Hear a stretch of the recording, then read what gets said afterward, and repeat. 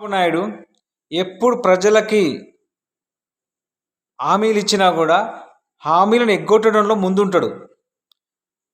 100 హామీలు ఇస్తే ఒక్కటి కూడా పర్ఫెక్ట్ చేయడు. తాజాగా సూపర్ 6 అని చెప్పి మొన్న 2024 ఎలక్షన్ ముందు చెప్పిన హామీలలో ఇప్పటి వరకు ఒక్క పథకం కూడా పర్ఫెక్ట్గా ఇంప్లిమెంట్ చేయలే. ఆ ఇచ్చిన అరకొర 2 పథకాలలో కూడా అన్ని లొసుగులు తప్పిస్తే 90% ఎగ్గొట్టి కేవలం 10% మాత్రమే ఇచ్చిండు ఆ తల్లికి వందనం.